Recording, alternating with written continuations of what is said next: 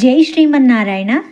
ఈరోజు తిరుప్పావైలో 22వ పాసురం అంగణ్మా జ్ఞానత్త సర్ అభిమాన భంగమాయ్ అనే పాసురం చాలా సున్నితమైంది, అలాగే శక్తివంతమైంది. నిన్నటి పాసురంలో గోపికలు ఏం చేశారు? అహంకారం వదిలి స్వామినే గట్టిగా పట్టుకోవాలి అని చెప్పి నేర్చుకున్నాం కదా. మరి స్వామిని పట్టుకుంటే సరిపోతుందా? స్వామి మనల్ని చూడాలి కదా. ఈరోజు పాసురంలో వారు నెమ్మదిగా తలపైకెత్తి, స్వామి మా మీద నీ చల్లని చూపులు ప్రసరింపచేయవా అని అడుగుతున్నారు.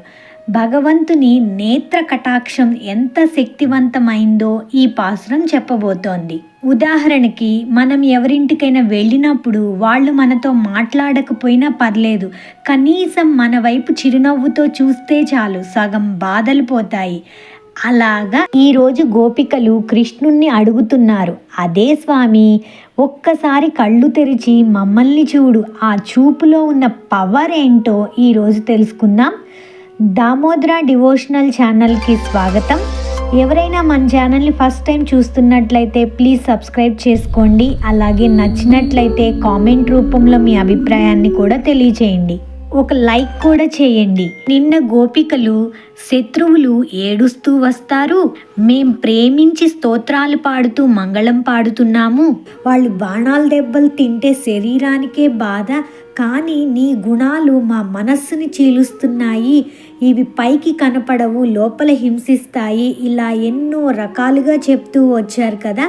అవన్నీ నీలాదేవి ప్రార్థించ నేర్పితే ఆండాల్ తల్లి ఆ రకంగా పాడింది. మనిషి వస్తువులపై ఏర్పరచుకున్న అభిమానం ఎప్పటికీ వాటిని పట్టుకొని వ్రేలాడుతూనే ఉంటాడు, ఎంత దుఃఖాల పాలైనా సరే. అసలు ఇవన్నీ వాడివే అని ఒక మాట, వాడివే అంటే ఆ భగవంతుడివే అని ఒక మాట అనుకుంటే ఏడవలసిన అవసరమే ఉండదు. ఉదాహరణకి, ఒక మహానుభావుడు ఉండేవాడట. ఎంత సంపదలు అనుభవించేవాడంటే ఏనుగు ఎక్కి ఎప్పటికీ పైకే చూసేవాడట, క్రిందకి చూడడం కూడా మర్చిపోయాడట. వీడి దయ కోసం రాజులే వీడి పాదాల వద్ద వాళ్ళ కిరీటాలు ఉంచేవారట. ఇలాంటి వాడికి ఒకనాడు ఏమైందంటే వాడి రాజ్యాన్ని శత్రువులు ఆక్రమించారు. వాడు తన వాళ్ళని వదిలి వచ్చేశాడు, ఊరు దాటి బయటకు వెళ్ళలేడు, ఒక పూరి గుడిసెలో దాక్కున్నాడు. మరి ఎవరికైనా తెలిస్తే అభిమానం అడ్డొస్తోంది. తినడానికి అడుక్కోవాలంటే పగలు బయటకి రాలేడు. ఒక పెంకు ముక్కను తీసుకొని రాత్రి బయలుదేరాడు, ఎవ్వరూ చూడరని. అది కూడా వెలుతురు ఉండదని ఇండ్ల చూరు కింద నడుస్తూ వెళ్ళాడు. అక్కడ ఒక పిల్లలు కల కుక్క పడుకొని ఉందంట. వీడేదో చేయడానికి వచ్చాడని వీడి కాలు పట్టి కరిచింది. అమ్మో అంటూ అరవడం మొదలుపెట్టాడు. అంతలోనే వచ్చి రాజు అని గుర్తుపట్టేసరికి వాడు అభిమానంతో తలదించుకున్నాడట. ఏకఛత్రాధిపతిగా పరిపాలించిన మహనీయుడే ఒకనాడు కిరీటాలు తగిలించుకున్న కాలు, ఈనాడు కుక్క కరిచిన కాలు. ఒకనాడు బంగారు పాత్రల్లో తినేవాడు, ఇప్పుడు చితికిన పెంకు ముక్క చేత పట్టుకున్నవాడు. అభిమానం పెంచుకున్న వాళ్ళ బ్రతుకులు ఇలా ఉంటాయి అని ఆళ్వార్లు చూపిస్తున్నారు. మనిషి వస్తువులను సంపాదించడం, వాటిని అనుభవించడం తప్పు కాదు, అవి నా వల్ల అనుకోవడం తప్పు. వాడిచ్చింది అనుకుంటే అన్నీ మనకు సుఖంగా ఉండేట్లు చేస్తాడు.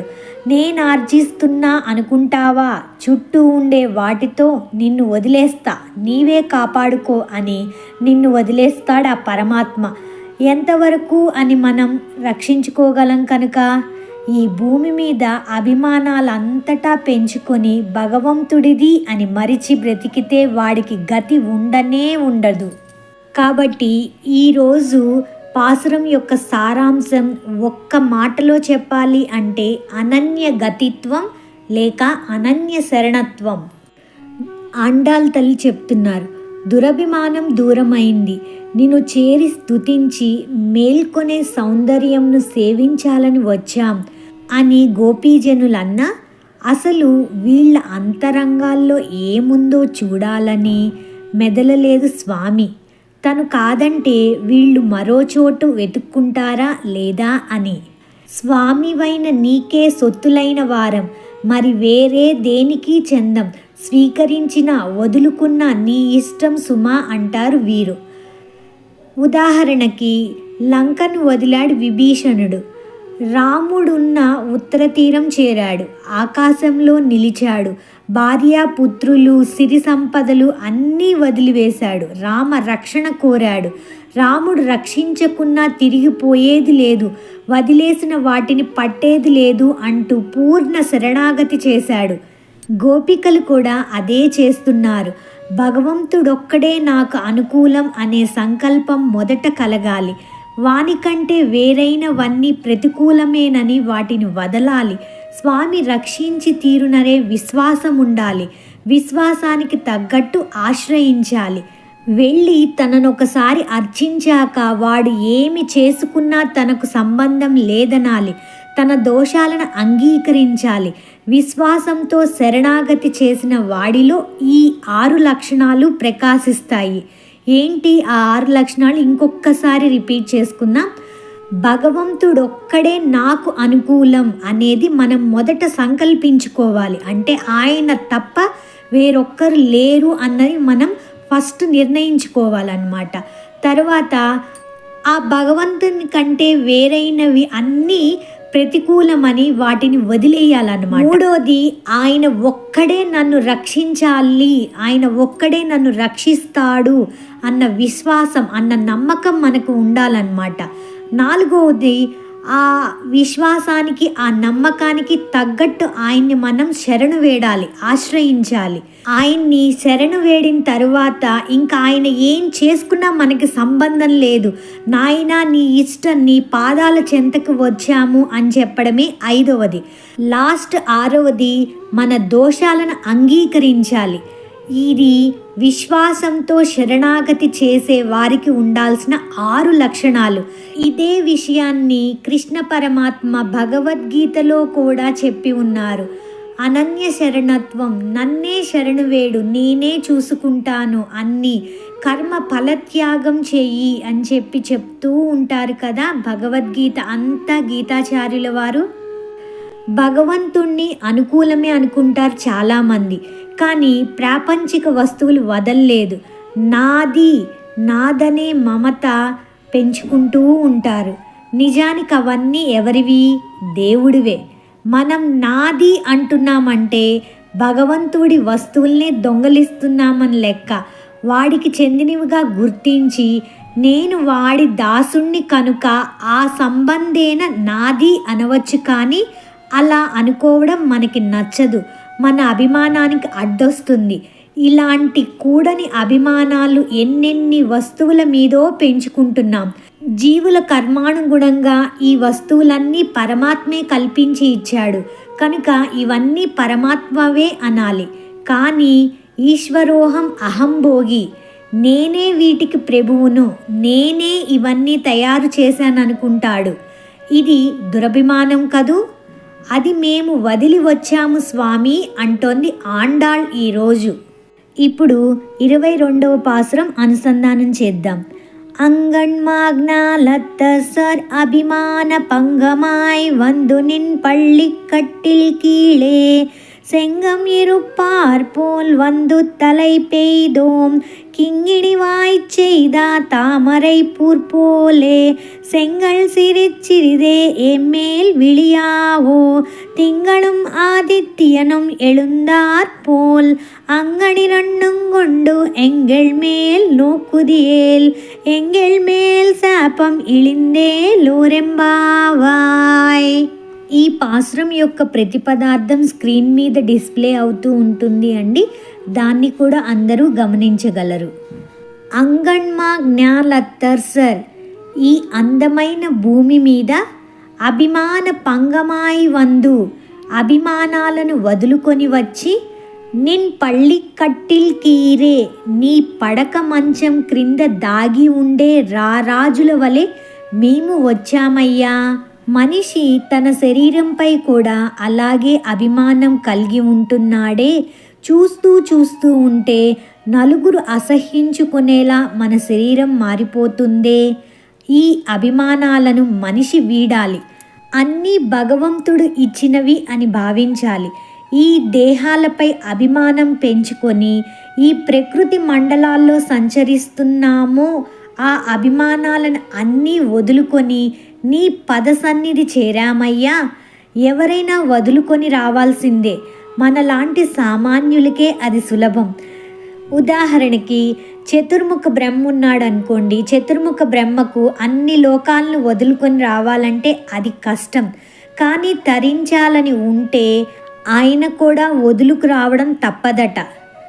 సెంగం ఇరుప్పాల్ పోల్ అయితే వాళ్ళు ఒంటరిగా ఉంటే ఎవరైనా శంకిస్తారేమోనని గుంపులు గుంపులుగా ఎట్లా అయితే చేరి ఉన్నారో మేము కూడా అలాగే నీ వద్దకు చేరాము. ఏమంటున్నారు ఆండాళ్ తల్లి? సుందరమైన విశాలమైన గొప్ప ప్రదేశములుగా ఈ భూమినంతటినీ పాలించిన రారాజులందరూ ఒకనాటికి తమ తమ రాజరిక అభిమానాలు కోల్పోయి గతిలేక నీ పాదశరణ కోరి నీ పడక మంచపు కోళ్ల వద్ద గుంపులు గుంపులుగా పడి ఉంటారు స్వామి. అలాగే మేము కూడా ఇంతకాలానికి వచ్చి నీ పాద సన్నిధి చేరగలిగాము అని చెప్తున్నారు. వందు తలై పెయిదోం, ఈ చేరడం కూడా మాకు ఎంత ఆశ్చర్యంగా ఉంది అంటున్నారు. అంటే ఇది మా ప్రయత్నం కాదు సుమా. దురభిమానంతో మేం తప్పించుకు తిరుగుతుంటే మాపై లేని సుకృతాలు మా మీద ఆరోపణలు చేసి మాకు ఎంతలా ఉపకారం చేశావు. మాకు ఎక్కడో గుర్తులేని స్థితిలో మేముంటే ఒక శరీరాన్నిచ్చి, ఇంద్రియాలనిచ్చి, జ్ఞానాన్నిచ్చి, మహానుభావుల్ని ఇచ్చి వారి ఉపదేశాలు వినేట్లు మాలో ఉండి మమ్మల్ని సంస్కరించి మాలో నీపై ద్వేషాన్ని తగ్గించి నీపై ప్రేమ కలిగి నీ సన్నిధికి పరుగున వచ్చాం. ఇదంతా నీవే చేసిన ప్రయత్నం కదయ్యా. నీ కృషి ఫలించేట్టు చేయడానికి వచ్చాం. ఇక నీ సన్నిధి చేరాం. ఇక మాకు ఫలితం దక్కాలి కదా అంటున్నారు. ఏమది అని అడిగాడు స్వామి.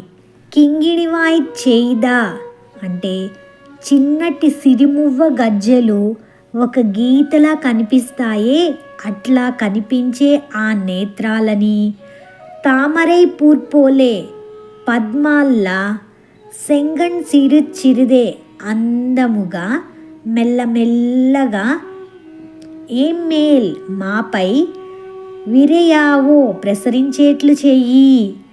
తింగళుం చంద్రుడి చల్లటి చూపులాగా, ఆదిత్యను సూర్యుడి కాంతి వలె, ఎరుందార్ పోల్ ఇద్దరు కలిసినట్లుగా ఉంది. ప్రేమించే వారికి ప్రేమను కురిపించేట్లు, ద్వేషించే వారికి ప్రతాపం కలిగి ఉంటాయి ఆ చూపులు.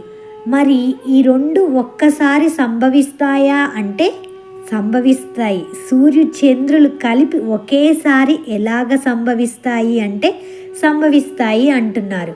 ప్రసన్నం ఆదిత్య వర్చసం రామం అంటారు. సూర్యుడు తన ఆధ్యాత్మిక కాంతిని చంద్రుడి చల్లటి చూపులలా ఇస్తే ఎలా ఉంటుందో మాకు నీ చూపులను అందించు అంటున్నారు. కాదు, తప్పు అంటే ఇప్పుడు ఎలాగ కావాలి అని చెప్పి అడిగారు. ఆ కంటిని ఎలాగ తెరవాలి మా కోసం అంటే ఏమని చెప్తున్నారు? భరతనాట్యం చేసే వాళ్ళ దగ్గర ఉండే సిరిమువ్వ గజ్జెలు ఉంటాయి కదండి, దాని లోపల చిన్న గజ్జె ఉంటుంది. అది చిన్న రంధ్రంలో నుంచే కనపడుతూ ఉంటుంది. చిన్నపిల్లలు అదేంటో తీసుకోవాలి లోపల ఉండేదని కూడా ప్రయత్నం చేస్తూ ఉంటారు. అలాగ సన్నని చూపులతో కళ్ళని తెరువు నాయనా అని చెప్తున్నారు. అలాగే పద్మాలు విచ్చుకుంటున్నప్పుడు, స్లోగా విచ్చుకుంటున్నప్పుడు ఎలా అయితే ఉంటుందో అలాగా సున్నితంగా కళ్ళు తెరువు నాయనా, అలాగ తెరువు అని చెప్పి అంటున్నారు కదా. అవన్నీ తప్పు అని అంగణ్ ఇరుండు, ఆ కళ్ళు అవే, నీ కళ్ళను పోల్చడానికి ఏ ఉపమానం లేదు అంటున్నారు. కొండు ఎంగెల్మేల్, వాటిని మాపై పడేటట్లు చెయ్యి. నోక్కుదియేల్ ఎంగల్మేల్, ఆ చూపులు మాపై పడితే శాపం ఇరిందే, మాకున్న శాపాలన్నీ తొలగిపోతాయి. అహల్యకున్న శాపం నీ పాదస్పర్శతో పోయింది, మాకు నీ పాదస్పర్శ కావాలి. చంద్ర పుష్కరిణిలో స్నానం ఆడితే దక్షుడికి శాపం పోయింది, మాకు నీ కళ్యాణగుణ పుష్కరిణిలో స్నానం కావాలి. శివునికి బ్రహ్మ తల తీసిన శాపం నీ వక్ష స్పర్శతే తొలగింది, మాకు అది కావాలి. నిన్ను ఎడబాసి ఉండడమే మాకు ఒక శాపం, అది నీవు అనుగ్రహించాలి. అంటే ఇక్కడ గొల్లపిల్లలకి ఏం పాపాలు చేశారని ఏం శాపాలు ఉంటాయండి? వాళ్ళు ఎటువంటి వాళ్ళు? పరిపూర్ణులన్నమాట. వారికి ఎటువంటి కల్మషం లేనివారు. వారి పాపాలు ఏంటండి? వాళ్ళు చేసిన పాపమంతా ఒకటంట, ఆయన్ని ఎడబాసి ఉండడం అనే శాపం తప్ప వాళ్ళకి ఇంకొకటి లేదంట. దాన్ని తొలగించి మమ్మల్ని అనుగ్రహించు స్వామి అని చెప్తున్నారు. చక్రుష తమ సౌమ్యేన పూత్మాస్మి రఘునందన అంటారు. నీ చూపు నాపై పడిందయ్యా, ఇక నా పాపాలన్నీ తొలగిపోయాయి అని శబరి అన్నట్లుగా మన వాళ్ళు ఆయన చూపులు మనపై ప్రసరింప చేయమని స్వామిని కోరుతూ తమ అనన్య గతిత్వాన్ని తెలుపుతూ ఇవన్నీ ఆయన చేసుకున్నవి అని భావిస్తున్నారు. ఇక స్వామిని చేరే వరకే శాస్త్రాలు, ఇకపై ఆయనకు వీళ్ళ మాటలు వినక తప్పదు అని చెప్తున్నారు. ఇప్పుడు తాత్పర్యాన్ని టూకీగా క్లుప్తంగా చూడాలి అంటే ఈరోజు పాసురంను సింహాసన పాసురం అని అంటారు. అహంకార రాహిత్యమును బోధించింది ఈ పాసురం. ఇక్కడ అంగణ్మా జ్ఞానతసర్ అభిమాన అంటే అహంకారం. ఆ అహంకారాన్ని ఎలా తగ్గించుకోవాలో ఈ పాసురంలో మనం చూడబోతున్నాం. ఈ ఒక్క గుణమును తొలగించుకొనినచో భగవంతుడు మనకి సొంతం అవుతాడు. మిగిలిన ఎన్ని గుణాలు, ఎంత జ్ఞానం ఉన్ననో భగవంతుడు మన పట్ల ప్రసన్నుడవ్వడు. హే భగవాన్, విశాలమైన పృథ్వీని పాలించిన రాజులు అహంకారమును విడిచివచ్చి గుంపులుగా నీ సన్నిధికి చేరుతారో, మేం కూడా నీ గుణములకు ఓడి నీ సన్నిధికి చేరాము. స్వామి, వికసించని తామర పువ్వుల వలె నీ కళ్ళను మెల్లమెల్లగా తెరుచుచు మమ్ములను కటాక్షింపుము. నీ 2 నేత్రములే సూర్యచంద్రులు. ఆ సూర్యచంద్రులనే 2 నేత్రములను మెల్లగా తెరిచి మమ్మల్ని కటాక్షింపు. ఇప్పుడు ఒక చిన్న క్వశ్చన్. వికసించని తామర పువ్వుల వల్లే కళ్ళని మెల్లగా తెరవమనడంలో అంతరార్థం ఏమైంది? కృష్ణుణ్ణి అర్ధ నిమీలిత నేత్ర సౌందర్యం చూడాలనేదే గోపికల ఆకాంక్ష. అర్ధ నిమీలిత అంటే కొంచెమే తెరుస్తూ ఉన్నటువంటి ఆ నేత్ర సౌందర్యాన్ని చూడాలని గోపికల కోరిక అన్నమాట. ఉదాహరణకి మనం చీకటి గదిలో ఉన్నప్పుడు అకస్మాత్తుగా లైట్ వస్తే ఏమవుతుంది? కళ్ళు బయర్లు గమ్మినట్టు అయిపోతాయి. అలాగే ఇప్పుడు గోపికలకి కృష్ణుడి తేజస్సుని ఒకేసారి చూసారనుకోండి, తట్టుకోలేకపోతారు. అందుకే స్వామి మెల్లగా కొంచెంగా నీ చూపు మా మీద ప్రసరింపజేయి, అప్పుడే మేము ఆనందాన్ని తట్టుకోగలం అని అడుగుతున్నారు. అందుకే మనం దీంట్లో ఉన్న అంతరార్థాన్ని చూసుకుంటూనే పాసురాన్ని సేవించుకున్నాం. ఇంతటితో పాసురం ఎక్స్ప్లెనేషన్ అయిపోయిందండి. విశేషార్థాన్ని వినదలుచుకున్న వాళ్ళు వినండి, లేకపోతే ఇంతటితో అయిపోయింది. ఇంకా నిగూఢంగా ఉన్న విశేషార్థాన్ని ఇప్పుడు చూద్దాం. ఈ భూమి అంతా అత్యంత సుందర రమణీయమైన ప్రాంతాలుగా తయారు చేశాడు పరమాత్మ. ఎందుకు? జీవుల కర్మానుగుణంగా వారికి అనుభవింప చేయాలని. భూమి భగవానుడిదే, అనుభవింపజేసేది ఆయనే. కర్మ కొద్దీ ఒక్కొక్కడికి ఈ భూమి మీద చీమ పదవి, ఒక్కొక్కడికి బ్రహ్మ పదవి వస్తాయి. పదవికి తగ్గ అధికారానికి తగ్గ చోటు, నియంత్రణా శక్తి లభిస్తాయి. లభించిన దానితో ఇవి దేవుడిచ్చాడని నడిపించేది వాడే. వాని అనుగ్రహానికి ఇది సాధనం కావాలని తెలియాలి. కానీ పదవి రాగానే గర్వం కూడా బయలుదేరి ఇదంతా నాది, అదంతా నీది అంటూ పట్టింపులు, ఆక్రమణలు, అన్యాయాలు బయలుదేరుతాయి. ఒకడినొకడు కొట్లాడుకుంటూ ఉంటాడు. ఎలాగా? ఇంద్రుణ్ణి బలిచక్రవర్తి లాగా. ఇది చూసి మధ్యలో పరమాత్మే దిగివచ్చి తన పాదాలతో కొలిచి ఇదంతా నాదే అయినా మీకు ఇస్తున్నాను జాగ్రత్తగా మెలగండి అంటూ ఉంటాడు. ఏ అవతారం అది? వామనావతారం. కానీ వీళ్ళకి లక్ష్యం ఉండదు. చీమకి చీమంత గర్వం, బ్రహ్మకి బ్రహ్మంత గర్వం. తరించాలంటే బ్రహ్మ చీమ కూడా పరమాత్మ మీద ఆధారపడాల్సిందే. వారిరువురి ప్రయత్నం సాధకం కాదు. ఇరువురిలోనూ ఎవరికి త్వరగా ఫలసిద్ధి కలుగుతుందంటే ఎవరికి తక్కువ అభిమానం ఉంటే వారికి. ఏ యోగ్యతలు లేవు, ఏ అనుష్ఠానం చేత కాదనుకున్న వాడికి వదలాల్సిన బాధ్యతలు తక్కువగానే ఉంటాయి. కనుక వాడికి భగవత్ సమాశ్రయణము, భగవద్ రక్షణను అంగీకరించడం సులభమవుతుంది. ఎవరికి సులభమవుతుందని చెప్తున్నారు? ఎవరికైతే బాధ్యతలు తక్కువగా ఉంటాయో. చీమకేమో చీమకుండే బాధ్యతలు చీమకుంటాయి, బ్రహ్మకుంటేమో బ్రహ్మకుండే బాధ్యతలు ఉంటాయి.